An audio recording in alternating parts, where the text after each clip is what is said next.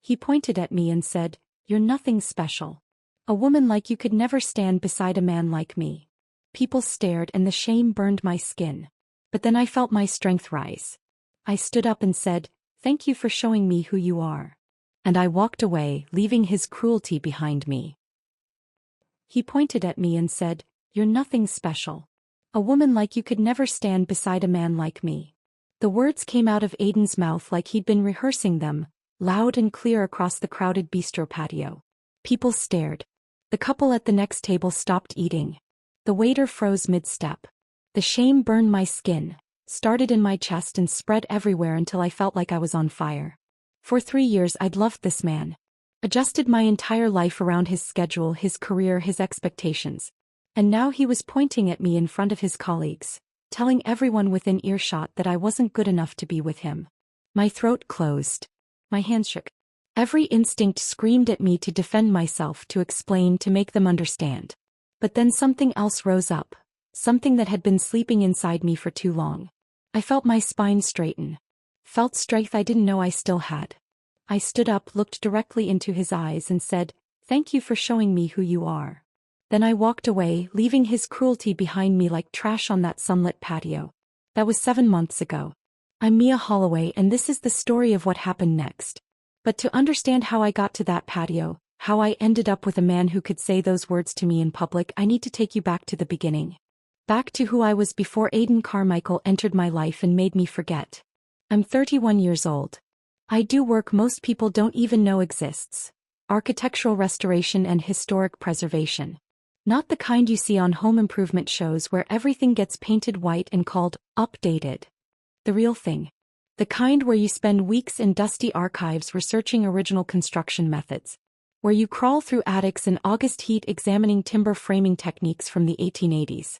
Where you source materials that haven't been commercially available since before the Great Depression because anything else would compromise a building's historical integrity. I earned my bachelor's in architecture from a state school I could afford with scholarships and restaurant jobs that left me smelling like fryer grease. Then I fought my way into a master's program in architectural history that accepts only 15 students a year out of hundreds of applicants. The application process alone took 6 months. Portfolio reviews, written essays, interviews with preservation specialists who asked questions designed to weed out anyone who wasn't absolutely serious about this work. Those 2 years of graduate school were the hardest and best of my life. Learning construction methods from centuries past. Identifying period-appropriate materials by sight and touch. Understanding why buildings were designed certain ways based on available technology and regional traditions. I spent my summers on restoration sites across New England, learning from craftsmen in their 70s and 80s who dedicated entire lifetimes to preserving techniques that would otherwise die with them. Men who could match any plaster composition by feel. Women who could identify wood species from a single grain pattern. People who understood that some knowledge can't be learned from books. It has to be passed down hand to hand, generation to generation. My mother raised me alone after my father left when I was 6. I have exactly 3 clear memories of him and all of them involve doors closing. The front door of our apartment when he said he was going to the store and didn't come back for 3 weeks. The car door when he picked me up for the last time and returned me 4 hours early because he had plans. The courthouse door after the divorce was finalized and he walked out without looking back. Mom never spoke badly about him, but she didn't have to. His absence said everything. She worked 2 jobs to keep us afloat. Cleaned houses during the day for families who had more money than they knew what to do with. Waited tables at night at a diner where the tips were decent if you could handle the businessmen who'd had too much to drink and thought a $20 bill gave them permission to be inappropriate. I'd do homework in the diner's back booth most nights. The smell of coffee and bacon grease permanently embedded in my notebooks. Mom taught me one lesson that sank deeper than anything I learned in school. Never depend on anyone else for your survival. Not a man. Not a boss. Not anyone. She said it while scrubbing someone else's toilet so I could have new school supplies. She said it while counting crumpled bills at our kitchen table after midnight shifts. She said it the day my acceptance letter arrived for the master's program. Good. Now you'll never have to clean anyone's house but your own. And if you choose to clean someone's house, it'll be because you want to, not because you have to. I live in a renovated loft downtown now. 900 square feet of exposed brick walls that I examined too closely, analyzing mortar composition and laying patterns out of professional habit. Original hardwood floors from the 1920s that I researched and refinished myself, matching the original finish as closely as modern materials would allow. Floor-to-ceiling windows overlooking the city. It's not huge, but it's mine. I bought it with money I earned. Decorated it with furniture I chose. Every brick, every floorboard, every decision, mine. I drive a Honda CR-V that I paid off 2 years ahead of schedule by taking extra freelance consultations and living below my means. I have $55,000 in savings and a retirement account I contribute to every single month without fail. My life isn't extravagant by some standards, but it's solid. Built on a foundation I poured myself, brick by brick, decision by decision. People don't understand what I do until they see it. Last year, I led the restoration of an 1890s courthouse that had been slowly falling apart for decades. The building was a disaster when we started. Water damage from a leaking roof, structural issues from settling foundations, original architectural features buried under ill-conceived 1970s renovations that had covered beauty with cheap practicality. I spent 8 months on that project. We uncovered original frescoes hidden under layers of industrial paint. Rebuilt the copper dome using period-appropriate techniques and materials. Restored marble staircases that had been damaged by decades of salt and neglect. The mayor himself thanked me at the Preservation Award ceremony. He stood at a podium in the restored courthouse rotunda and called the work a gift to future generations. He said the building would stand for another 100 years because of the care we'd taken. That project alone generated 6 new contract inquiries from municipalities and historical societies across the state. When I walk into a building that's 130 years old, I don't just see walls and floors. I see stories. The craftsmen who hand-carved decorative molding during long winter months. The families who lived there, their lives marked by scuff marks on baseboards and worn spots on stair treads.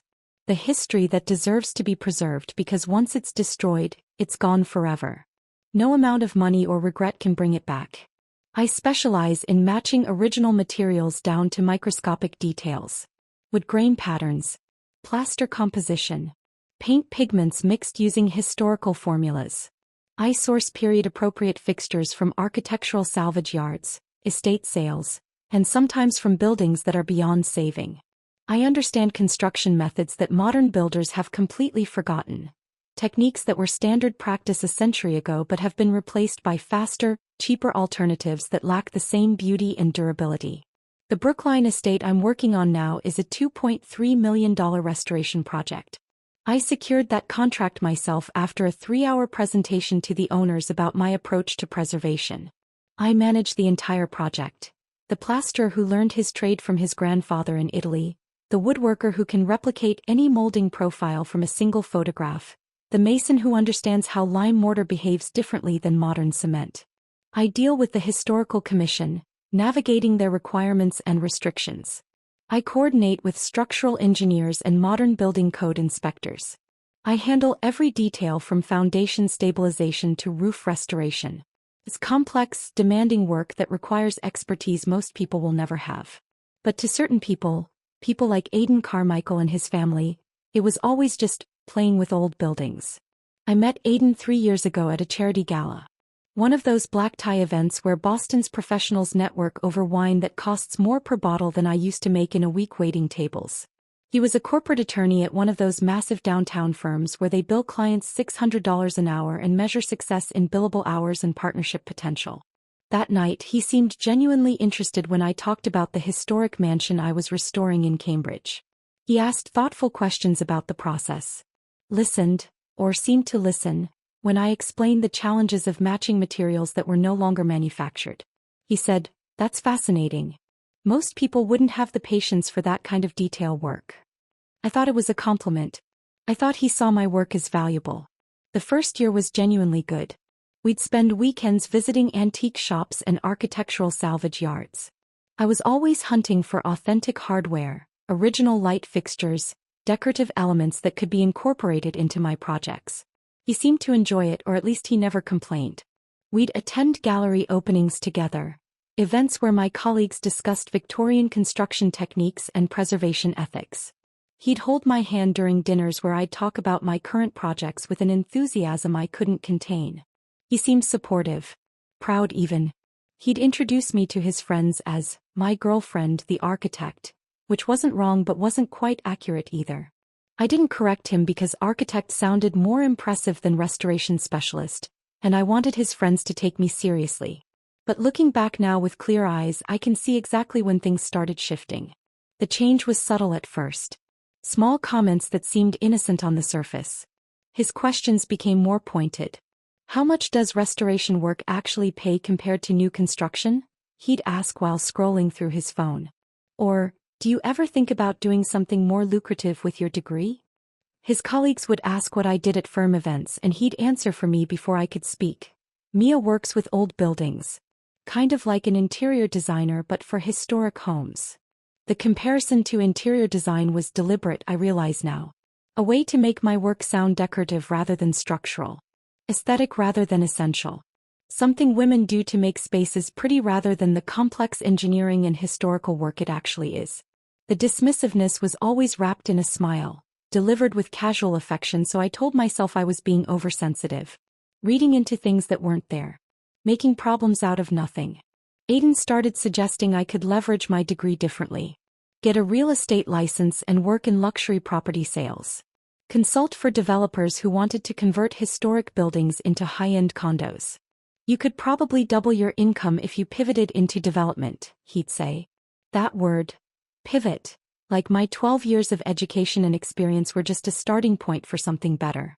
Something more legitimate in his worldview. His parents made everything worse. His father is a retired investment banker who made his fortune in private equity. His mother chairs museum boards and historical society committees. The kind of people who appreciate history as long as someone else does the dirty work of actually preserving it. At family dinners, they'd ask about my plans with a tone that made clear they considered my current path temporary. Did I eventually want to teach at a university? Write coffee table books about historical architecture? Surely I wasn't planning to work in construction forever? The way his mother said construction, with that slight pause before the word, that faint curl of distaste, made my jaw clench every single time. Like I spent my days swinging a hammer on new housing developments instead of managing complex projects that required historical knowledge, engineering expertise, and artistic sensitivity. I hold a master's degree. I'm a certified historic preservation specialist. I consult on projects that will outlive everyone in that dining room. But in their eyes, I was just someone playing at a career while waiting to settle into something more appropriate for their son's wife. I started changing my behavior without even realizing it. Downplaying my work when Aiden asked about my day. Mentioning the small problems instead of the exciting breakthroughs. Stopping myself from talking about big contracts or significant discoveries. I stopped inviting him to job sites after he made one too many jokes about me playing in the dirt. I convinced myself his suggestions about career changes were supportive guidance instead of what they really were, contempt dressed up as concern for my future. I told myself he just didn't understand my field. That once I achieved more visible success, major awards, media recognition, the kind of validation he could point to with pride, he'd see my work differently. He'd understand its value. I was wrong about that. I was wrong about so many things. But 7 months ago, sitting on that sunny patio while he pointed at me and announced to everyone watching that I wasn't special enough to stand beside him, something finally broke through the fog of self-doubt he'd carefully cultivated. I saw him clearly for the first time in 3 years. And I walked away. This is what happened after. Aiden called me on a Thursday morning in early June. I was at the Brookline estate, standing in what used to be the library, examining water damage on the original coffered ceiling. My phone rang 3 times before I pulled off my work gloves to answer. Lunch tomorrow, he said without preamble. Bistro Laurent. 1 o'clock. I wiped dust from my forehead with the back of my hand. Tomorrow? Aiden, I've got the historical commission meeting at 2. I can't. Reschedule it. His tone left no room for negotiation. This is important. I need you to meet some people from the firm properly. 2 senior partners and their wives. It'll be good for you to make connections. Good for me. As if my career depended on impressing his colleagues rather than the quality of my work. But I heard something else in his voice. Urgency maybe. Or expectation. Like this lunch mattered to him in ways he wasn't explaining. "Hey," I said. "I'll move the meeting. Wear something nice. Not your work clothes." He hung up before I could respond. I stood there in that damaged library, phone still pressed to my ear, feeling something shift in my chest. Not your work clothes. Like showing up covered in plaster dust from a job site was something shameful instead of evidence of actual work being done. Friday arrived hot and bright. I wore my navy dress, the one I save for award ceremonies and important client meetings. Spent 20 minutes on my hair and makeup, trying to look polished enough to meet Aiden's standards. The dress felt wrong, too formal for lunch, too much effort for something that should have been casual. But I wanted to make a good impression. Wanted his colleagues to see me as someone who belonged in Aiden's world. I arrived at Bistro Laurent 5 minutes early.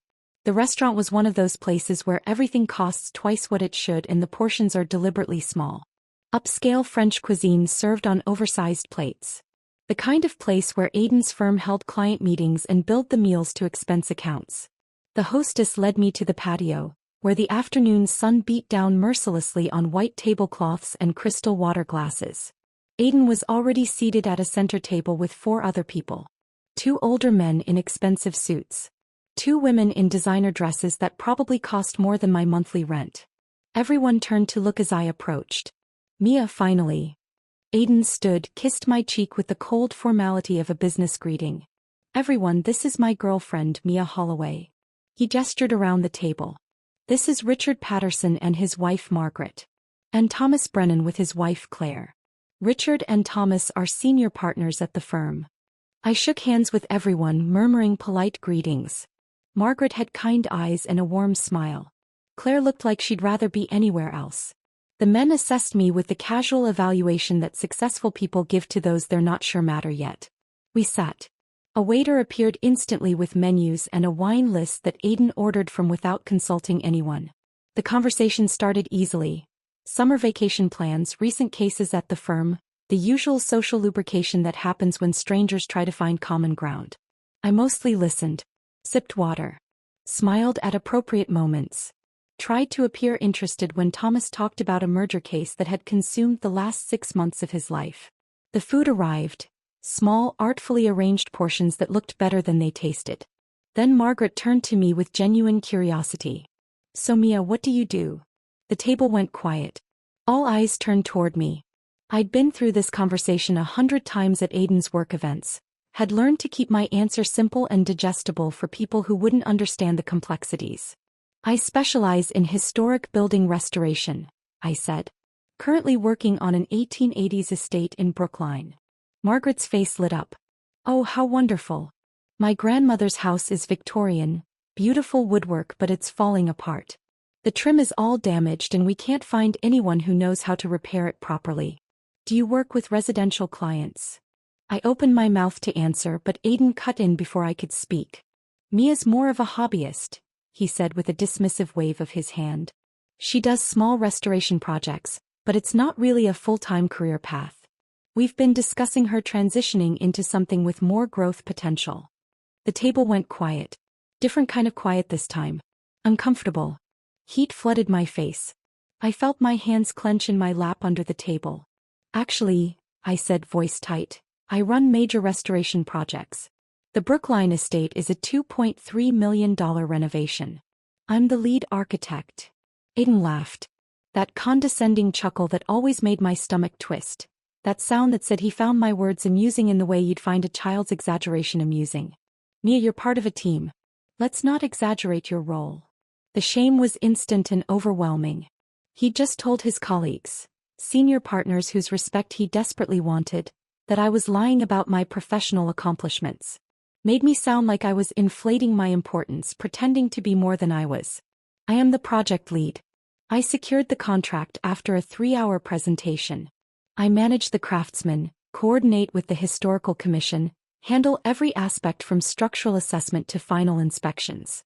My name is on the contract. My expertise made the project possible." But contradicting him more forcefully felt impossible. We were surrounded by his professional circle, people whose opinions mattered to his career advancement. I could feel their discomfort, their uncertainty about whether to believe him or me. Richard cleared his throat. Claire studied her wine glass. Margaret looked between Aidan and me with something that might have been pity. Then the man at the end of the table, someone I hadn't really noticed until that moment, spoke up. Historic preservation is fascinating work, he said. His voice was calm, measured. Requires serious expertise.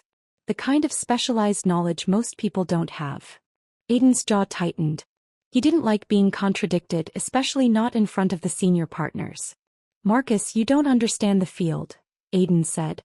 His voice had taken on that courtroom authority he used when making closing arguments. It's not as complex as you're imagining. That's when everything accelerated. Aidan leaned forward.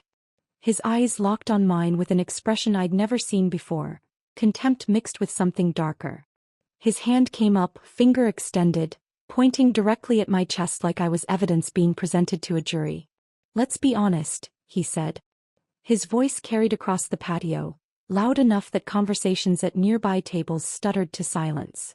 You're nothing special, Mia. A woman like you could never stand beside a man like me. You work with dusty old buildings because you don't have the ambition for real success. You're content with small-time projects and pretending they matter. The entire patio went silent. That horrible, thick silence where everyone stops pretending they're not listening and just openly stares. I could feel every eye on us. The couple at the next table had stopped eating mid-bite. A waiter stood frozen 3 feet away, water pitcher raised. Margaret's mouth had fallen open in shock. Even Richard and Thomas, men who'd probably witnessed countless uncomfortable moments in their careers, looked genuinely disturbed. The shame was physical. It started in my chest and erupted outward, spreading through my entire body like fire. My face burned. My throat closed. My hands trembled in my lap. 3 years of my life. 3 years of adjusting my schedule around his cases, attending his firm events, meeting his family for strained dinners where they asked when I'd get a real career. 3 years of slowly making myself smaller, quieter, less ambitious in my own eyes because nothing I did ever seemed good enough for him. And this was what I'd been to him all along. Not special enough. Not ambitious enough. Someone whose work didn't matter. Someone who could never stand beside him because I wasn't worthy of that position. But underneath the shame, something else was rising. Something I'd been suppressing for months, maybe years. Something fierce and unbreakable that I'd forgotten existed. Fury. Clarity. Strength. I felt my spine straighten. Felt my hands stop shaking. Felt that part of me that had survived my father leaving, that had worked 2 jobs to put myself through college, that had built a career in a field requiring precision and resilience. Felt all of that come flooding back. I stood up slowly. Every movement deliberate and controlled. I picked up my purse from the back of my chair. Looked directly into Aidan's smug, self-satisfied face. The face of a man who'd just publicly destroyed his girlfriend and felt justified doing it. Thank you for showing me who you are, I said. My voice was calm, steady, clear enough that every person on that patio heard every word. Then I walked away. Left my napkin on the table. Left the untouched entree that probably cost $60. Left Aidan sitting there with his finger still pointed at empty air. Left his colleagues' shocked expressions and the staring strangers and the frozen waiter behind. I walked through the restaurant, past tables where people were openly watching, through the heavy glass door onto the sidewalk into the brutal afternoon sunshine. My hands started shaking again the second I was alone. My vision blurred with tears I refused to let fall where anyone could see. But I'd done it. I'd walked away from his cruelty, from his contempt, from the slow, suffocating death of becoming someone small enough to fit into his world. I made it to my car in the parking garage. Sat in the driver's seat with the door closed and the engine off. Gripped the steering wheel with both hands and tried to process what had just happened. 3 years. I'd given him 3 years and this was what I'd been to him all along. Not special enough. Not ambitious enough. Not enough. My phone buzzed in my purse. Then buzzed again. And again. I pulled it out. 3 missed calls from Aidan. A text message notification on the screen. I stared at his name for a long moment. Then I declined the incoming 4th call, started the car and drove home. The tears came then. Hot and angry and mixed with something I couldn't quite name. But underneath them, beneath the humiliation and hurt, was something new. Relief. Like I'd been slowly suffocating for 3 years and someone had finally opened a window. I drove straight to my loft without thinking about the route. My hands operated on autopilot, turn signals, lane changes, parking. I don't remember any of it. Just the feeling of my chest constricting tighter with every block, the pressure building behind my eyes, the way my jaw ached from clenching it so hard. Inside my apartment, I dropped my purse on the floor by the door and collapsed onto the couch. The leather was cool against my bare arms. I stared at the exposed brick wall across from me, the one I'd spent hours examining when I first bought this place, analyzing the mortar composition and admiring the craftsmanship from the 1920s. Right now it was just a wall. Just bricks. Nothing more. My phone buzzed in my purse. Then buzzed again. I ignored it. Pulled my knees up to my chest. Pressed my palms against my eyes until I saw stars. Tried to breathe through the tightness in my throat. The buzzing didn't stop. Finally, I grabbed my purse and pulled out my phone. 7 missed calls. All from Aiden. And texts. So many texts. The first one had come through 4 minutes after I'd left the restaurant. Mia, that was inappropriate. You embarrassed me in front of my colleagues. I stared at the words until they blurred. I'd embarrassed him. He just pointed at me in front of a crowded restaurant and told everyone within earshot that I wasn't special enough, that my work didn't matter, that I could never stand beside him. And somehow in his mind I was the one who'd done something wrong. More texts loaded as I scrolled. We need to talk about your reaction. Walking out like that was childish and unprofessional. You're being dramatic. I was making a point about career trajectory. You took it personally. Those people are important to my career. Do you understand what you just did? Each message made the anger build. He wasn't apologizing. Wasn't acknowledging what he'd said or how he'd said it. He was reframing the entire incident as my overreaction, my failure to handle constructive criticism, my inability to behave appropriately in professional settings. The texts kept coming as the afternoon wore into evening. My mother is asking what happened. What am I supposed to tell her? Richard called me. Asked if everything was okay. This is exactly the kind of drama I don't need right now. You need to think about what message you're sending by acting this way. Then around 7 o'clock. Fine. Ignore me. But you're proving my point about maturity. I sat there on my couch, phone in hand, reading and rereading his messages. Trying to find even a hint of remorse or self-awareness. There was none. Just blame. Just criticism of my response to his cruelty. I blocked his number. Didn't write a reply. Didn't send a final message. Just opened his contact information and hit block. Watched his name disappear from my screen. It felt like cutting a rope that had been slowly strangling me for 3 years. The apartment was too quiet after that. I could hear the refrigerator humming in the kitchen. Traffic noise from the street below. My own breathing still uneven and shallow. I needed to talk to someone who'd understand. Jordan answered on the second ring. Please tell me you finally left that pompous jerk. Despite everything, I almost laughed. How did you? You've been miserable for a year, Mia. Every time you talked about him, you sounded like you were apologizing for existing. What happened? So I told her. Everything. The lunch invitation that felt mandatory. The navy dress I'd worn to impress people who didn't matter. Margaret's innocent question about my work. Aiden cutting me off, calling me a hobbyist, dismissing my $2.3 million project as if it were a weekend craft. His condescending laugh when I tried to correct him. And then the pointing. The words. The silence that followed. Jordan was quiet while I talked. Didn't interrupt once. When I finished, she said flatly, Good. Good. Good that you walked out. Good that it's over. Mia, he's been undermining you for years. Every single time we talked, you'd mention something he said. Some comment about your work, some suggestion that you should be doing something else. And you'd brush it off like it didn't matter. But it did matter. It was killing you slowly. Had I been that obvious? I'd thought I was handling it well. Thought I was being mature by not making a big deal out of his little comments. You started downplaying your own projects, Jordan continued. Remember when you got the courthouse contract? You called me so excited. But when I asked how Aiden reacted, you went quiet. Said he was proud but thought you should consider teaching instead because it was more stable. Like teaching was a step up from leading a historic restoration that would last 100 years. I did remember that. I'd convinced myself Aiden was just being practical. Looking out for my long-term career stability. I wasted 3 years, I said. My voice cracked on the last word. No. Jordan's voice turned sharp. You didn't waste anything. You learned what you won't tolerate. You learned what it feels like when someone doesn't value you. That's not wasted time, Mia. That's education. Expensive education maybe, but education. We talked for another hour. She told me about the preservation projects her firm was handling. Asked detailed questions about the Brookline estate that reminded me why I loved this work. Made me laugh with a story about a contractor who'd tried to use modern drywall in a 1880s mansion and couldn't understand why the historical commission rejected his permit. By the time we hung up, the tightness in my chest had eased slightly. 2 days passed in a blur of work. I threw myself into the Brookline project, staying on site from dawn until long after the craftsmen had gone home. I didn't want to think. Didn't want to process.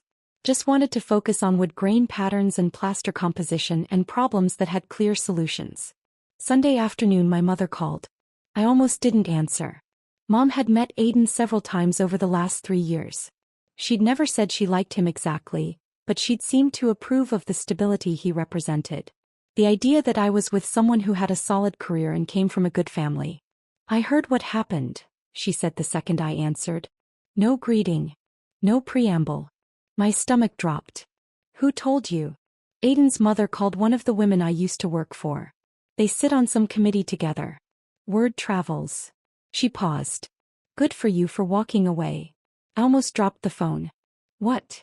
You heard me. If he talked to you that way in public, he's been talking to you that way in private for a long time. I raised you better than to accept that. Mom, I thought you liked him. You said he was stable. That he came from a good family. I said those things because you seemed happy. Or I thought you did. But the last few times we talked you sounded different. Smaller. Like you were trying to take up less space. Her voice softened slightly. I raised you to never depend on a man for your survival. That includes depending on a man to tell you your worth. If he couldn't see what you've built, he wasn't looking. And if he humiliated you in public, he doesn't deserve you in private. My throat tightened. Mom wasn't sentimental. She didn't do emotional heart-to-hearts or lengthy discussions about feelings. She was practical. Direct. The fact that she was saying this at all meant she'd been worried. Now stop crying and get back to work, she said. You've got buildings to save. That's what matters. It was the most loving thing she'd said to me in years. The following Tuesday, a week after the restaurant incident, I got a LinkedIn message from Margaret Patterson. I almost deleted it without reading. Didn't want any connection to Aiden's world, but curiosity won. Mia, I owe you an apology. I should have said something at that lunch. Should have called Aiden out for how he spoke to you. I was shocked and I froze and I'm sorry. I stared at the message. Started to close it. Then saw there was more. I wanted you to know what happened after you left. Marcus, the surgeon who was at the table, tore into Aiden the second you were gone. Called him unprofessional and disrespectful. Said what he'd done was unacceptable regardless of personal relationship issues. Richard and Thomas pulled Aiden aside before we even left the restaurant. Had what Thomas called a serious conversation about appropriate conduct. There are whispers that the incident has damaged Aiden's standing at the firm. My hands were shaking as I kept reading. Marcus also asked for your contact information. He's not actually a partner at the firm. He's a trauma surgeon interviewing us to handle a medical malpractice case. He said he wanted to apologize for not intervening more forcefully. I gave him your email. I hope that's okay. I sat back in my office chair. Stared at the screen. Someone had stood up for me. After I'd left. After I couldn't defend myself. Someone had called out Aiden's behavior and faced professional consequences for it. I didn't respond to Margaret's message. Didn't know what to say. But I saved it. That night, lying in bed staring at the ceiling, I thought about Jordan's words. About my mother's unexpected support. About Margaret's message and the fact that not everyone had been comfortable with what happened. Maybe I hadn't been as alone as I'd felt in that moment on the patio. Maybe walking away had been exactly the right thing to do. Monday morning I woke up before my alarm. The sun hadn't risen yet. The loft was dark and quiet except for the distant hum of early traffic. I lay there for a moment staring at the ceiling and made a decision. I was done thinking about Aiden. Done replaying that lunch. Done giving him space in my head. I got up, made coffee and drove to the Brookline estate before 6 in the morning. The house was quiet when I arrived. No craftsmen yet. No noise except the old floorboards creaking under my feet as I walked through the first floor. I stood in the ballroom, the largest room in the house with floor-to-ceiling windows that faced east. Morning light was just starting to filter through the dusty glass. We were in the middle of restoring the original parquet flooring. The pattern was complex, alternating wood species arranged in geometric designs that required matching not just the type of wood, but the age, the grain direction, the finish. Sections had been damaged by water over the decades. Others had been covered with cheap laminate in the 1980s that we'd painstakingly removed. I knelt down on the subflooring, pulled out my notebook and started sketching the pattern we'd need to replicate for the damaged southeast corner. The physical focus helped.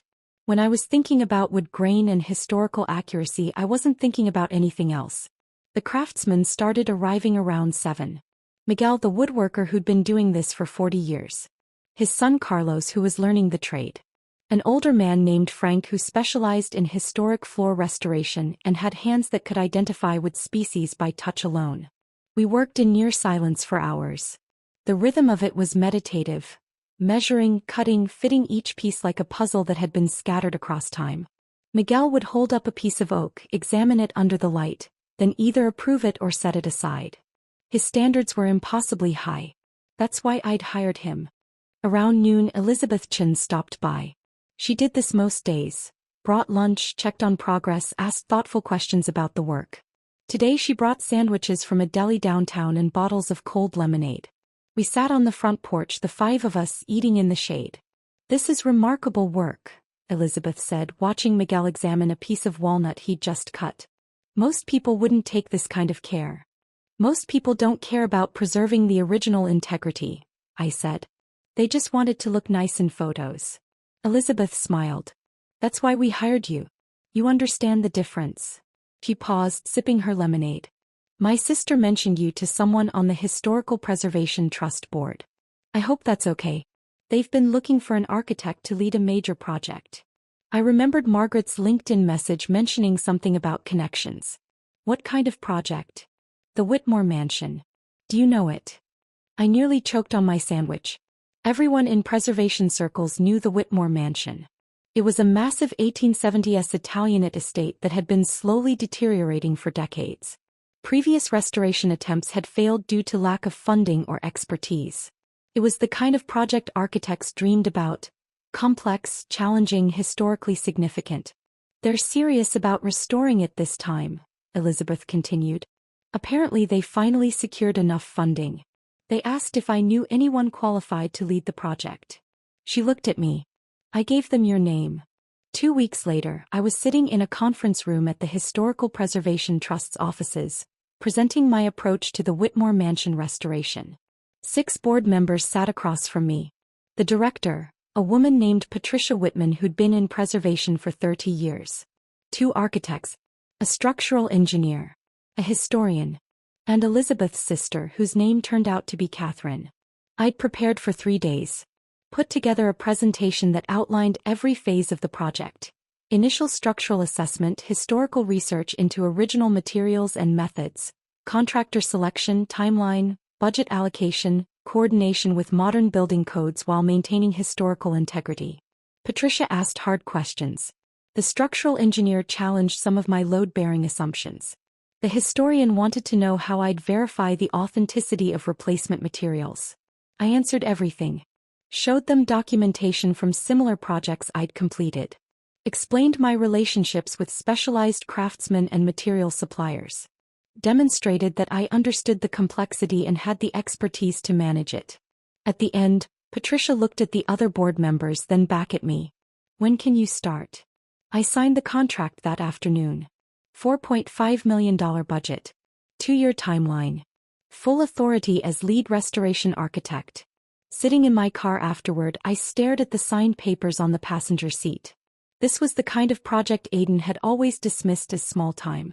The kind of work he'd suggested I abandon for something with more growth potential. I thought about his words on that patio. You work with dusty old buildings because you don't have the ambition for real success. Then I started the car and drove back to the Brookline estate. I had work to do. But the work couldn't erase everything. The nightmares started about 3 weeks after the restaurant incident. Always variations on the same theme. I'd be back on that patio, frozen in my chair while Aiden pointed at me. His words would echo, getting louder each time. Not special. Could never stand beside me. No ambition. Everyone would be staring. Not just the people at the table but crowds of strangers, all watching me shrink smaller and smaller until I disappeared. Sometimes the dream shifted locations. I'd be presenting the Whitmore project to the trust board, and Aiden would walk in mid-presentation. He'd interrupt, tell them I was exaggerating my qualifications, that I wasn't really capable of leading a project this size. And they'd believe him. They'd tear up the contract while I stood there unable to speak. I'd wake up sweating, heart racing, reaching for my phone to make sure he hadn't somehow contacted me. Jordan noticed during one of our weekly video calls. We'd been talking about the Whitmore contract and I'd lost my train of thought mid-sentence. "You look exhausted," she said. "I'm fine. Just busy with both projects." "Mia." Her voice went serious. "When's the last time you slept through the night?" I couldn't remember. "I'm dealing with it." "Are you? Or are you just working yourself into the ground so you don't have to think about what happened?" I didn't answer. Jordan sighed. "Healing isn't linear. You walked away from him physically, that took courage. But now you have to do the harder work of walking away from him emotionally. That takes time. And it's okay if you're not there yet." He was right. I knew she was right. But knowing didn't make the nightmares stop. A month after the restaurant incident, Rachel Donnelly called me. She was part of Aiden's social circle, someone I'd spent time with at various events over the years. We weren't close, but we'd always been friendly enough. "Can we meet for coffee?" she asked. "I want to talk to you about something." I almost said no. Didn't want any connection to Aiden's world. But curiosity and maybe some residual sense of social obligation made me agree. We met at a cafe 3 blocks from my loft. Rachel was already there when I arrived, sitting at a corner table with 2 lattes. "Thanks for meeting me," she said as I sat down. "I know things have been complicated. That's one word for it." She wrapped her hands around her cup. "I heard what happened at Bistro Laurent. Several people did. And I wanted you to know that a lot of us think Aiden was completely out of line." I waited. There was definitely a but coming. "But," Rachel continued, leaning forward slightly, "you have to understand the pressure he's under right now. He's up for junior partner at the firm. His parents have these enormous expectations. He's been incredibly stressed for months. I think that day at lunch he just snapped. Said things he didn't mean." I set down my coffee cup very carefully. "So I should excuse public humiliation because he was stressed?" "I'm not saying it was okay. I'm just saying there's context. And maybe if you'd been more understanding about his career needs, more supportive during this difficult time, he wouldn't have reacted that way." The implication hung in the air between us. That I'd somehow contributed to my own humiliation. That my lack of understanding had pushed him to say those things. I stood up, pulled a $5 bill from my wallet and left it on the table. "Where are you going?" Rachel looked genuinely confused. Away from someone who thinks I deserved what happened because I wasn't supportive enough of a man who spent 3 years undermining my career. I walked out.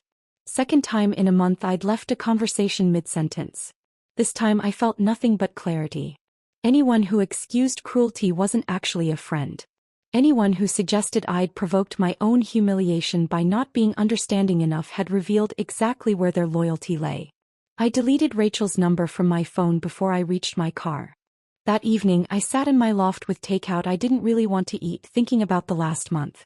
The nightmares that wouldn't stop. The so-called friend who'd blamed me for Aiden's behavior. The exhaustion that came from working 12-hour days to avoid thinking about anything else.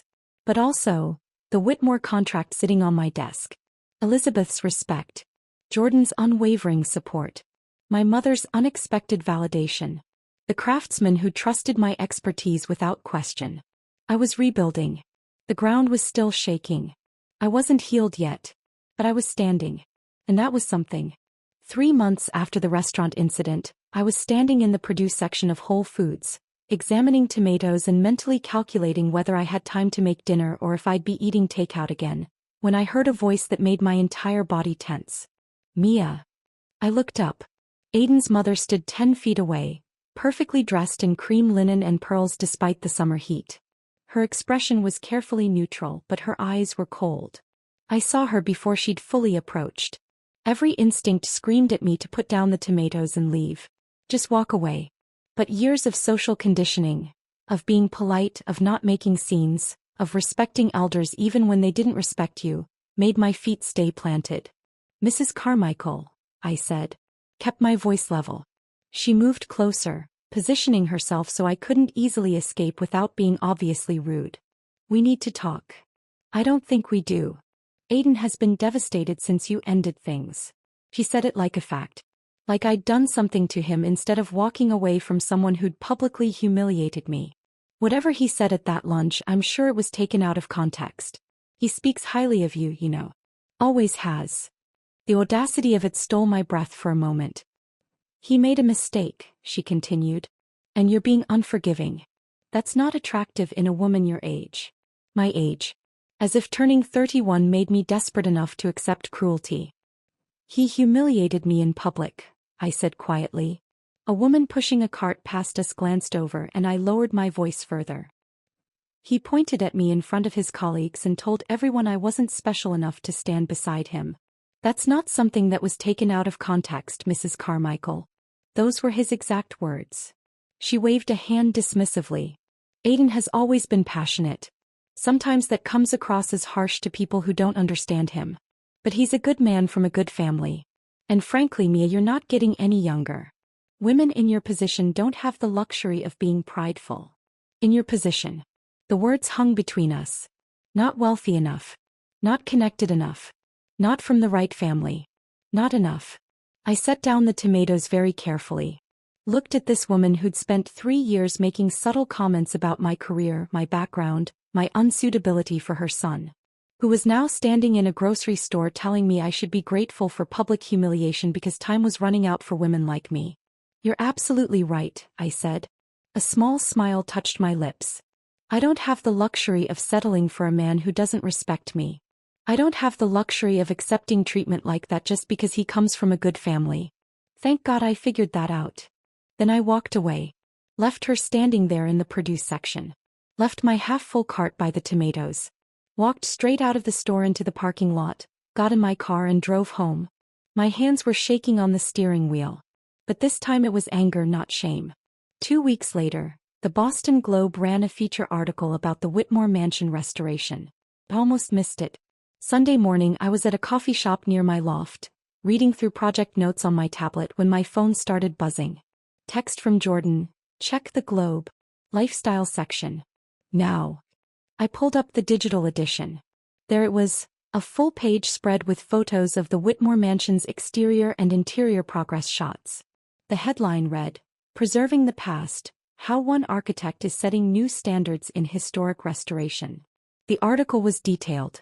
They'd interviewed me for 2 hours the previous month, and the journalist had actually done her research.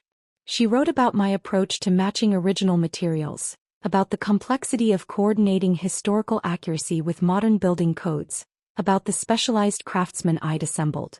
She called my work innovative and meticulous. Quoted Patricia Whitman from the Historical Preservation Trust saying I was exactly the kind of expert the field needs. My phone exploded after that. Emails flooded my inbox. Historical societies from 3 different states asking about consultations. Architects wanting to discuss collaboration. A museum in Connecticut inquiring about a restoration project for their 1850s building. The Historical Preservation Trust director called me directly, saying the article had generated more interest in their work than anything in the past 5 years. Then around noon a text came through from a number I didn't recognize. Mia, I saw the article in the Globe. That's impressive. Really impressive. I stared at the message. Didn't need to ask who it was. I knew. Aiden. He'd gotten a new number somehow. Reached out after 3 months of silence. After I'd blocked him. After everything. I should have blocked this number immediately. Should have deleted the message without reading it. Instead, I watched as more messages came through over the next few minutes. I've been thinking about what happened at that lunch. I was under a lot of stress. Said things I didn't mean. Can we talk? Then, I made a mistake. You're clearly more ambitious than I gave you credit for. We should discuss giving things another chance. Finally, you've really made something of yourself. I always knew you had potential. We could be good together now that you're at this level professionally. I read each message twice. Let the words sink in completely. He wasn't apologizing. Not really. He was recalibrating. Adjusting his assessment of my worth because my success was now visible in ways he could understand and respect. A Boston Globe article meant more to him than 12 years of expertise. Media recognition was more valuable than state preservation awards or the actual quality of my work. He only valued me now because other people were validating me in ways that fit his narrow definition of success. Not because my work had changed, it hadn't. The Whitmore Project was the same kind of complex restoration I'd been doing for years. But now it had press coverage. Now it came with the kind of recognition that impressed people at dinner parties. Now I was acceptable. I blocked the new number. Didn't respond. Just blocked it and set my phone face down on the table. This time I felt only contempt. No hurt. No confusion. Just cold, clear understanding of exactly who he was and what he valued. 3 days later, I was in Rhode Island for a historic preservation conference. It was annual. Architects, historians, and preservationists from across New England gathering to present projects and discuss methodologies. I'd been attending for years, but this was my first time presenting. The Whitmore Project had earned me that platform. I was nervous that morning. Spent an hour reviewing my presentation notes in the hotel room, triple-checking the images and technical details. This wasn't just about showcasing the work. It was about establishing credibility with peers whose respect I actually valued. The presentation was scheduled for 2 o'clock. The room held about 100 people. I recognized several faces. Architects I'd worked with, historians I'd consulted, preservationists whose work I'd studied. I walked through the entire project. The initial structural assessment and the problems we'd discovered. The historical research that had guided our material choices. The specialized techniques we were using to stabilize the foundation while preserving original stonework. The challenges of meeting modern building codes without compromising historical integrity. Questions came after. Hard ones. Technical ones. People who knew their field asking about load calculations and material sourcing and timeline management. I answered every single one. When it ended, the applause felt genuine. Not polite conference applause. Real acknowledgement of solid work presented well. The reception afterward was in an adjoining room. Wine and cheese, the standard conference networking setup. I was talking with a historian from Vermont about plaster composition when a voice spoke behind me. That was an incredible presentation. I turned. Recognized him immediately even though I'd only seen him once months ago at a table on a restaurant patio. Marcus. The surgeon who'd been at that disastrous lunch. He smiled, but there was something apologetic in his expression. I owe you an explanation and an apology. You don't owe me anything, I said carefully. You weren't the problem that day. No, but I didn't do enough to stop it either. And I've been thinking about that for 3 months. He paused. I wasn't actually a partner at Aiden's firm. I'm a trauma surgeon at Mass General. I was interviewing them to handle a medical malpractice case. When Aiden said those things to you, I called him out after you left. Told him he was out of line. He claimed you were being overly sensitive, that you'd misunderstood his point. I remembered Margaret's LinkedIn message mentioning this. I heard. I wanted to contact you afterward. Asked Margaret for your information. But I wasn't sure if reaching out would be welcome or just another unwanted reminder of a terrible day. He looked genuinely uncomfortable. I came to this conference partly because I'm renovating a Victorian brownstone and needed to learn more about proper restoration techniques. But also because I saw your name on the presenter list and wanted to apologize properly. I studied him. Tall, probably late 30s, with kind eyes and the careful posture of someone who spent long hours in surgery. His apology felt genuine. Not the performative kind that's really about making the apologizer feel better. The apology is appreciated, I said. But you didn't say those things. You don't need to apologize for someone else's cruelty. No. But I could have done more in the moment. Should have. He paused. Your presentation was remarkable, by the way. The level of detail in your material analysis, the way you're balancing preservation with structural safety, that's exactly the kind of approach I need for my brownstone project. We talked for 20 minutes. About his renovation challenges. About the differences between medical precision and architectural precision. About the satisfaction of restoring something broken back to functionality. When the reception ended, he handed me his card. "If you ever have time to consult on a residential project, I'd value your expertise. And if you'd like to get coffee sometime, professionally or otherwise, I'd enjoy continuing this conversation." I took the card. Looked at it. Marcus Reeves, MD, trauma surgery. "I'll think about it," I said. He smiled. "That's more than I expected. Thank you for your time, Mia."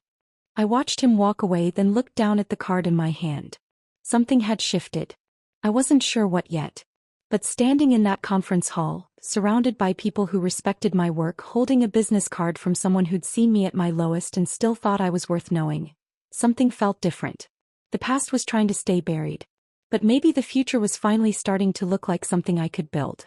I kept Marcus's card on my desk for 3 days before I did anything with it. Just sat there, tucked under the corner of my laptop, while I worked through project schedules and contractor coordination. Every time I opened my computer, I saw it. Marcus Reeves, MD, trauma surgery. His cell phone number written in small print at the bottom. On the 4th day he called me first.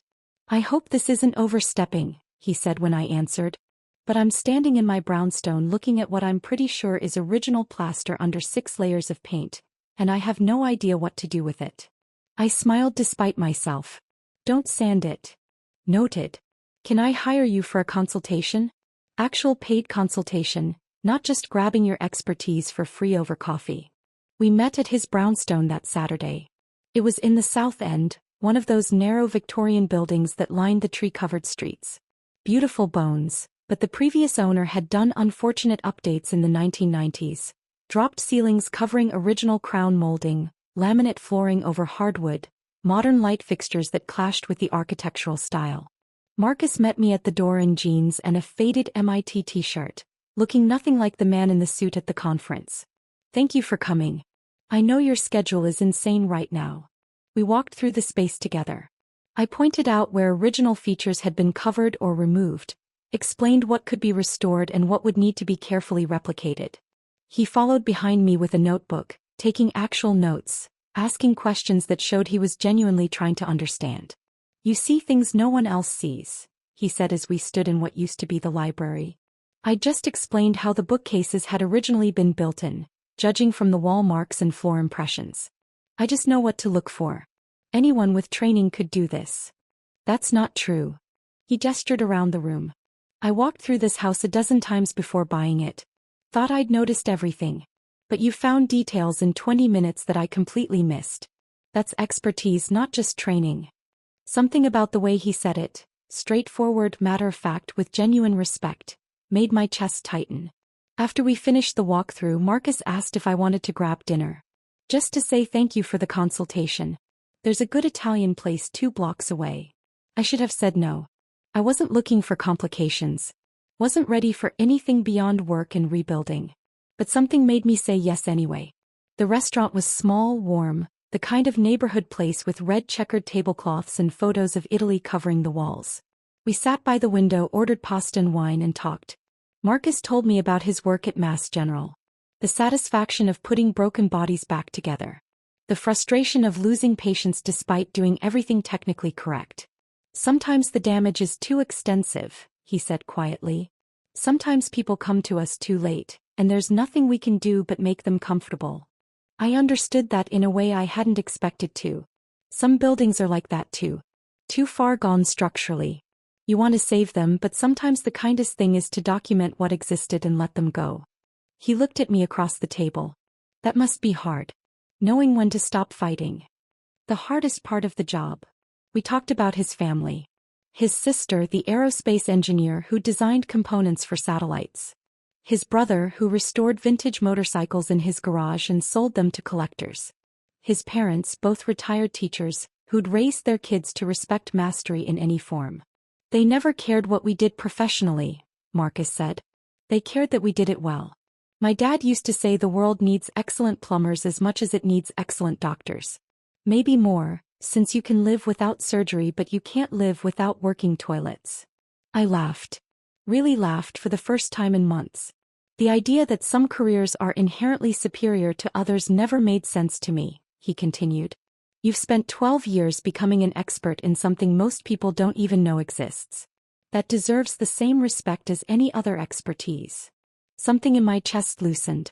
For 3 years I'd absorbed Aiden's subtle message that my work was lesser, that I should be doing something more impressive, that architectural restoration was a hobby I should outgrow. Marcus saw it completely differently. Expertise was expertise regardless of the field or how much social prestige it carried. When he walked me to my car after dinner, he stopped on the sidewalk. "I'd like to see you again." "Not for professional reasons." I hesitated. He noticed immediately. "Too soon?" he asked gently. "Maybe," I said honestly. "I don't know where I am yet. With everything." He nodded. "Fair enough. But I'm patient. And I think you're worth waiting for." He didn't push. Didn't try to convince me or make arguments about why I should give him a chance. Just accepted what I said and stepped back. That restraint meant more than any persuasion could have. The Whitmore Mansion restoration accelerated over the next 2 months. Every decision I made was documented, photographed, submitted to architectural journals for publication. The project had become a case study, a model for how to approach large-scale historic restoration without compromising integrity. We'd restored the original frescoes in the dining room using period-appropriate pigments mixed according to 19th-century formulas. Rebuilt the conservatory with hand-blown glass sourced from one of the last manufacturers who still used traditional methods. Stabilized the foundation using modern engineering while preserving every piece of original stonework. Local news covered our progress. The Historical Preservation Trust started using the project in their educational materials. I gave 3 interviews in as many weeks, 2 for preservation journals, 1 for a local magazine doing a feature on women in traditionally male-dominated fields. My phone didn't stop ringing. Historic estates needed assessment. Theaters needed restoration architects. Churches, museums, private collectors with Victorian homes. Everyone wanted the architect who'd brought the Whitmore Mansion back to life. I realized I couldn't handle it alone anymore. Not if I wanted to maintain quality. So I formalized the business. Holloway Restoration Architecture. Hired 3 junior architects I'd mentored over the years. Talented people who understood that this work required patience and precision. Rented office space in a converted factory building. Exposed brick and timber beams that reflected the aesthetic of our work. Within 6 weeks we had 5 active projects and a waiting list. I wasn't trying to prove anything to Aiden. Not consciously. But I was proving something to myself. That I belonged in this field, that my work mattered, that I didn't need validation from someone who couldn't see my value. Marcus and I had coffee 3 times over those 2 months. Just coffee. Professional conversations that occasionally wandered into personal territory. He told me about a patient he'd lost, a young woman who'd come in after a car accident with injuries too severe to repair. I told him about a building that had collapsed during a previous restoration attempt, killing 2 workers because the contractor had ignored structural assessments. We understood each other's grief. The weight of responsibility when you hold fragile things in your hands. The 4th time we met at a cafe near my office, he asked if I'd like to have dinner again. An actual date this time. No pretending it's professional networking. I said yes. A week later, Aiden showed up at my office. I was reviewing blueprints for a theater restoration when my assistant buzzed me. We'd hired her 2 weeks earlier, a practical necessity as the firm grew. "Someone here to see you. Says it's urgent." I assumed it was a client. Maybe someone from the Whitmore project with a question. Instead, Aiden walked through my office door like he owned the space. He looked different. Thinner. His suit was expensive but rumpled like he'd been wearing it for too long. His hair needed cutting. But his expression was the same, that familiar mix of confidence and entitlement. "You've been ignoring my messages," he said. No greeting. No acknowledgement that he was walking into my place of business uninvited. I stood up slowly. Felt my entire body go rigid. "You need to leave." "Mia, I'm trying to apologize. I made a mistake at that lunch. But you're not exactly innocent here." He moved closer to my desk. "You always downplayed your work, made it sound insignificant. How was I supposed to take you seriously when you couldn't even talk about your projects with confidence?" The audacity took my breath away. I'd downplayed my work because he'd made me feel small for doing it. I'd minimized my accomplishments because every time I shared good news, he'd found a way to diminish it.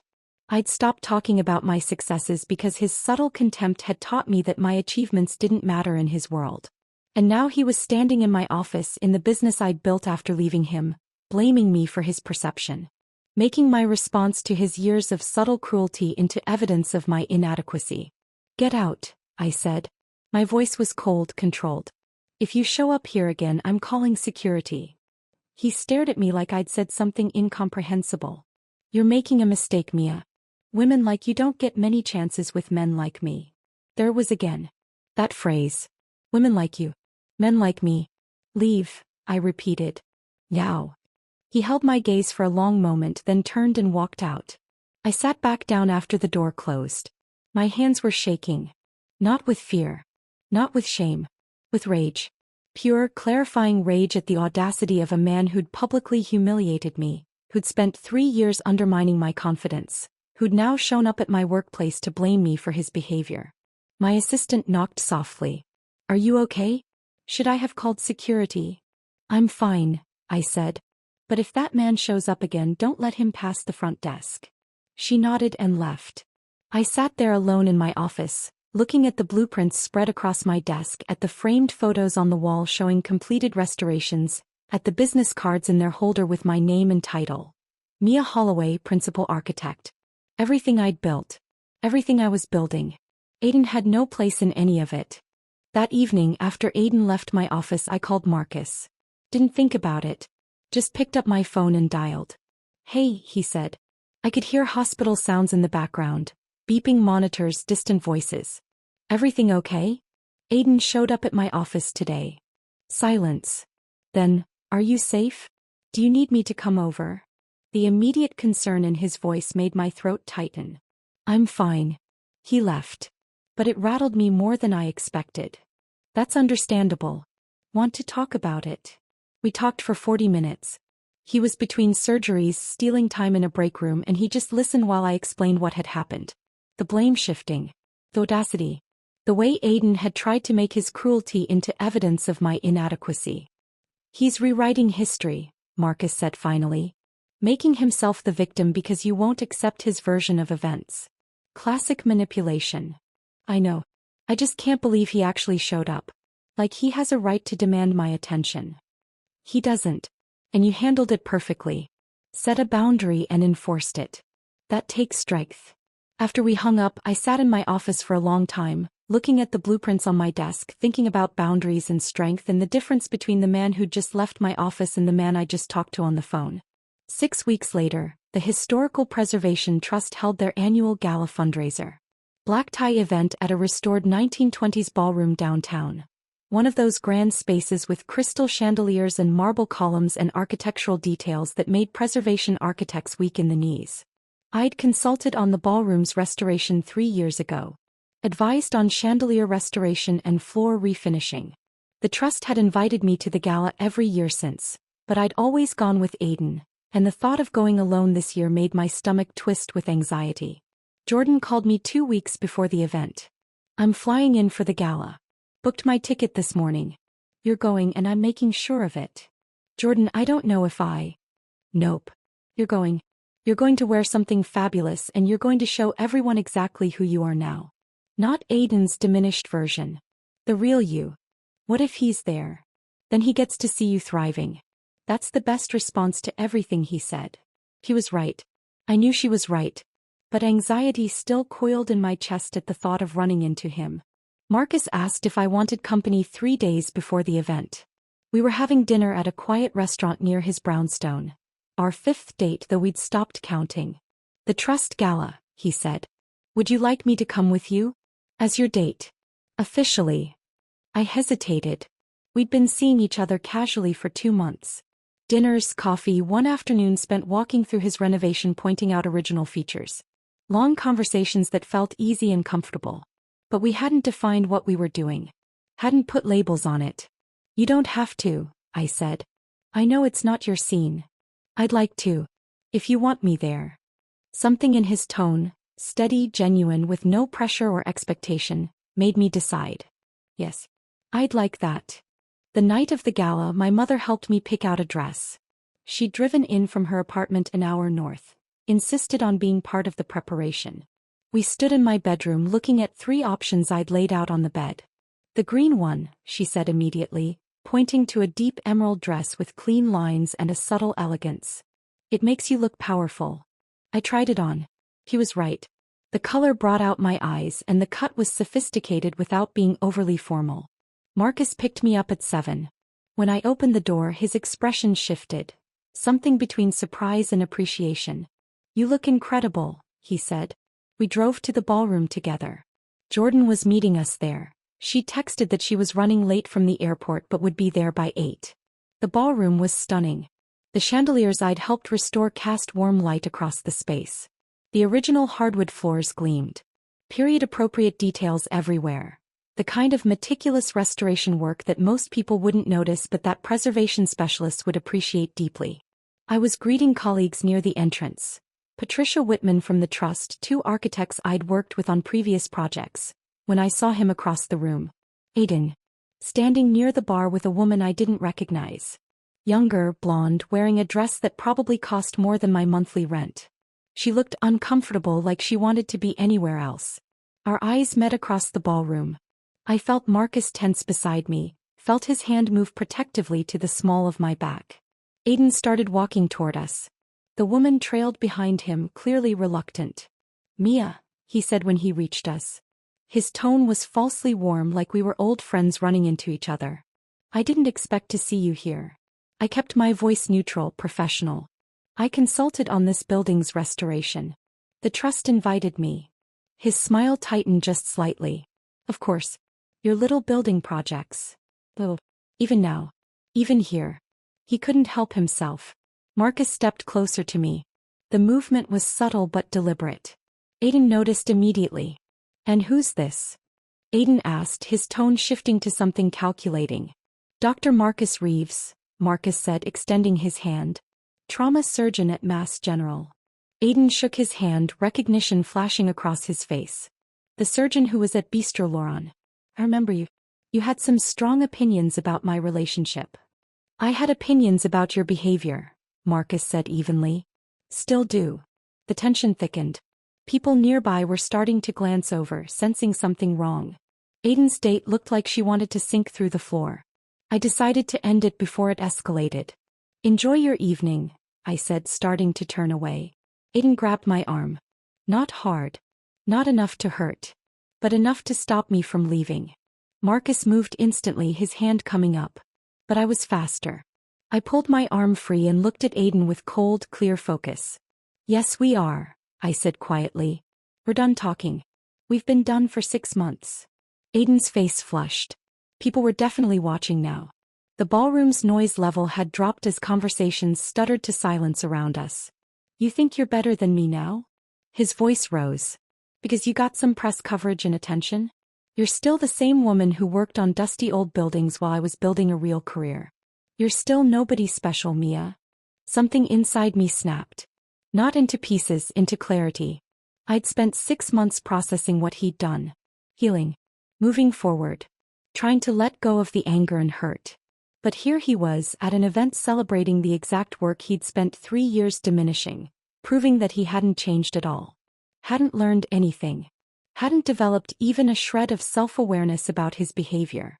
"You're right," I said.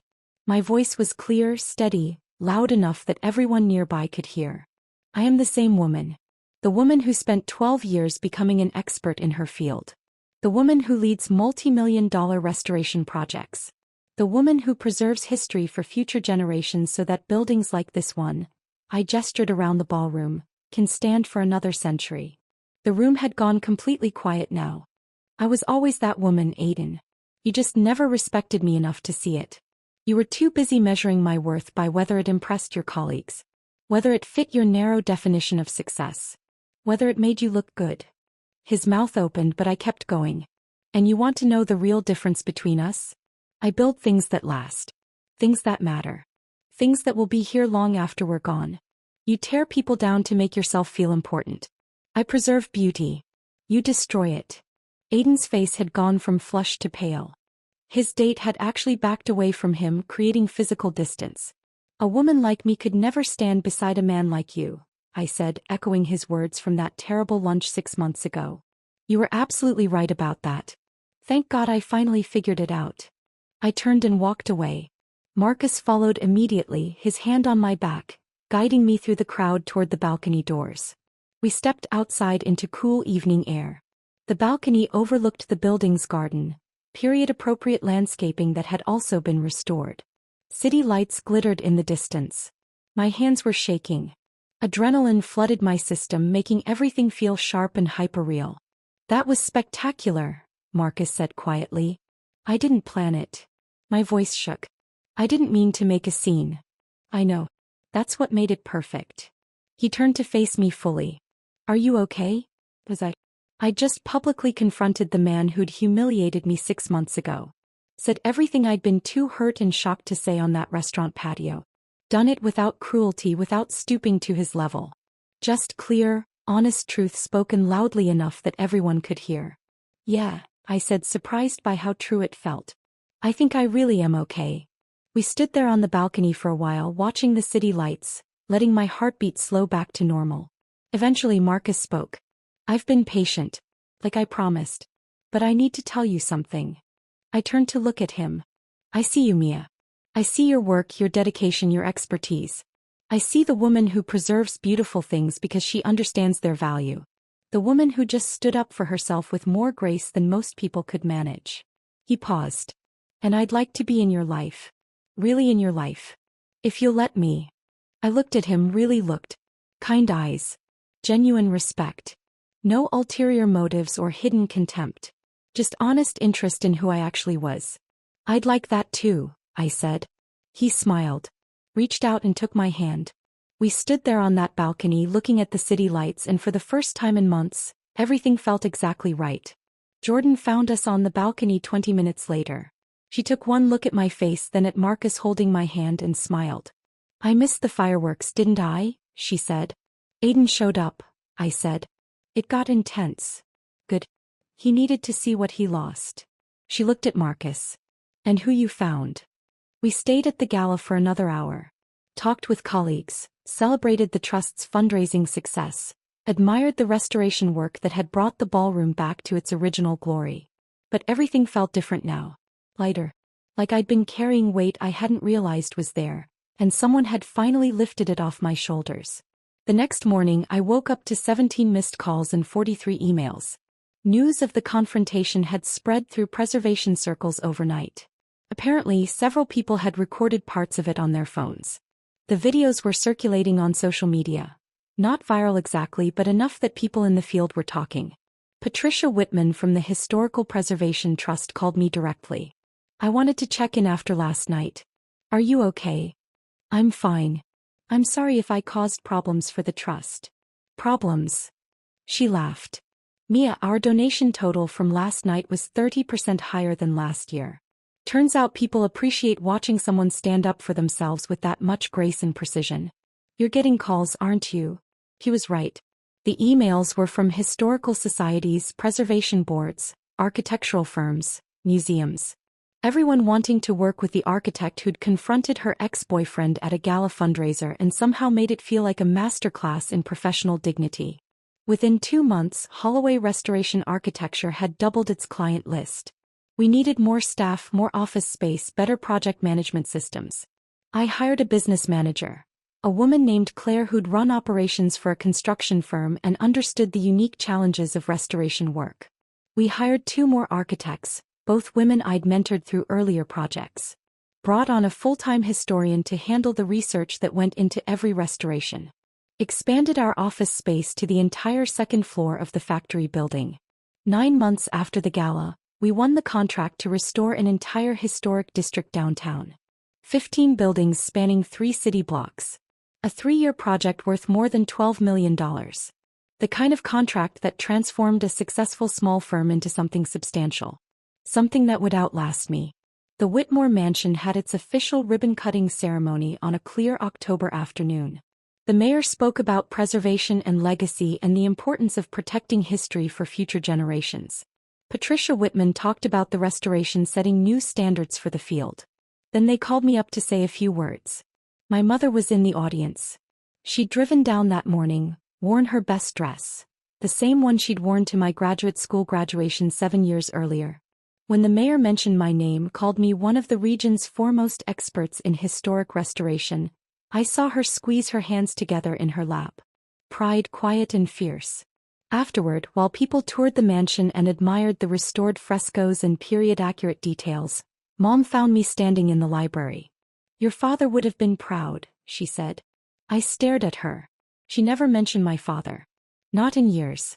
Not since the divorce was finalized when I was 6. "Mom, he left. He didn't care enough to stay." She nodded slowly. "I know. But you turned out remarkable anyway. That's all you, baby. That's all you. You didn't need him for any of this." Something in my chest cracked open. Not painfully. More like a door I'd kept closed finally swinging wide. "Thanks, Mom." He hugged me, brief, awkward, the way she always hugged. But real. Marcus proposed on a Tuesday afternoon in late November. We were at a restoration site in the Berkshires, an 1890s estate I'd been hired to assess. The owners were considering a full restoration, and I was walking through the property making notes on structural issues and historical features worth preserving. Marcus had driven up with me. Said he wanted to see me work, understand what I saw when I walked through these old buildings. We'd been together for 8 months by then. Not rushing, just letting things develop naturally. Late afternoon light streamed through stained glass windows in what used to be the music room. I'd been examining the windows for 10 minutes, explaining to Marcus how the glass had been hand-blown using techniques that didn't exist anymore, how each piece would need to be carefully conserved if we took on the project. "I love watching you work," he said. I looked over at him. He was standing in the doorway, backlit by the afternoon sun filtering through damaged windows. "You see things no one else sees," he continued. "Details and beauty that most people would miss completely. You make beautiful things last." He stepped closer. "I want to last with you." Then he pulled a small box from his jacket pocket and opened it. The ring was an antique Art Deco setting, sapphires and diamonds in a geometric pattern. Probably from the 1920s. "Thought you'd appreciate something with history," he said. I laughed through sudden tears. "Yes. The answer is yes. I haven't actually asked yet. I don't care." "Yes." He slipped the ring on my finger. Perfect fit. His family welcomed me without reservation. His sister, the aerospace engineer, asked detailed questions about my work over dinner at his parents' house. Wanted to know about the engineering challenges of stabilizing old foundations, the physics of load-bearing walls in historic structures. His parents attended the ribbon cutting for my next major project, a theater restoration in Cambridge. His father, a retired civil engineer, spent an hour afterward asking technical questions about how we'd reinforce the balcony structure while preserving the original ironwork. "This is remarkable craftsmanship," he said, looking up at the restored ceiling. "You should be incredibly proud of what you've built." I was. For the first time in longer than I could remember, I was proud of my work without any qualification or apology. Proud without the nagging voice in the back of my mind suggesting I should be doing something else, something more impressive, something that mattered more. This mattered. This was enough. I was enough. Through preservation circles, through the informal network that exists in any specialized field, I heard about Aidan's trajectory. He'd left his law firm. The official story was mutual parting of ways to pursue other opportunities. But whispers suggested conflicts with partners over his treatment of junior associates and support staff. A pattern of behavior that had become impossible to ignore after the gala incident. He joined a smaller firm. Taken a pay cut. Was trying to rebuild professional credibility he'd damaged through years of treating people as disposable if they didn't serve his ambitions. He was dating someone new. A woman who worked in his new firm's marketing department. Jordan saw them at a legal industry event and reported back. "She looks exhausted," Jordan said. "Like she's performing this role and it's killing her slowly." I felt genuine sadness for her. For any woman who'd have to learn what I'd learned. That some people only value you when your success reflects well on them. But I didn't feel satisfaction about Aidan's struggles. Didn't feel vindicated or pleased that his career had suffered. Mostly I felt nothing. He'd become irrelevant to my life. Just someone I used to know who'd taught me an expensive but valuable lesson about what I wouldn't tolerate. Margaret, the partner's wife from that terrible lunch, reached out one more time. We met for coffee and she told me something I hadn't known. After the gala confrontation, after the videos circulated and people started talking, several staff members from Aiden's old firm had come forward with complaints. Stories about his treatment of paralegals, junior associates, administrative assistants. A pattern of dismissiveness and contempt that went far beyond what he'd done to me. The incident at Bistro Laurent wasn't isolated, Margaret said. It was just the most public example. What you did at the gala, standing up to him that clearly, it gave other people courage to speak up about their own experiences. I didn't know what to do with that information. Didn't want to be responsible for his professional problems. But also recognized that he'd created those problems himself through years of treating people as less valuable than him. The wedding is in 11 days. We're getting married at a restored 1920s estate, one of my firm's completed projects. Small ceremony, fewer than 50 guests. Marcus's sister is officiating. My mother is walking me down the aisle. We're honeymooning in Italy for 2 weeks. Visiting architectural sites I've studied for years but never seen in person. The Duomo in Florence with Brunelleschi's dome. Palladio's villas in Vicenza. The ancient Roman ruins that still stand after 2,000 years. The business continues growing. We just won a contract to restore an 1880s opera house in Providence. My dream project. The kind of complex, beautiful restoration work that made me fall in love with this field in the first place. But the real measure of success isn't the contracts or the revenue or the recognition. It's waking up Monday morning genuinely excited about the work ahead. It's seeing a building I've restored and knowing it will stand for another century because of decisions I made. It's mentoring young architects who love this work the way I do, passing on knowledge the same way it was passed to me. It's finding a partner who values my competence instead of tolerating it. Who sees my expertise as an asset instead of something that needs explaining or apologizing for. Aiden's pointing finger still appears in my mind sometimes. Not often anymore, but occasionally. When I'm tired or stressed or doubting myself, I'll remember that moment on the restaurant patio. The shame. The humiliation. The horrible silence. But now when I think about it, I don't feel shame anymore. I feel gratitude. That moment of public humiliation was actually a moment of clarity. His contempt stripped away all the illusions I'd been maintaining about our relationship. His cruelty freed me to build something infinitely better. Sometimes the worst moments redirect you toward better things. Sometimes the people who publicly diminish you are actually showing you the exit door you were too afraid to walk through on your own. I walked through that door 7 months ago. On the other side was everything I'd been too busy appeasing someone else to build for myself. That's what real success looks like. Not someone else's approval or validation. Not proving your worth to people who refuse to recognize it. But having the courage to value yourself when others don't. Building a life with people who actually see you. Aiden was right about one thing. A woman like me could never stand beside a man like him. Thank God I finally figured out I didn't want to. If this story of finding strength after humiliation had you rooting for Mia, hit that like button right now. My favorite part was when she stood up at that gala and turned his cruel words right back at him with pure grace. What was your favorite moment? Drop it in the comments below. Don't miss more empowering stories like this. Subscribe and hit that notification bell so you never miss an upload.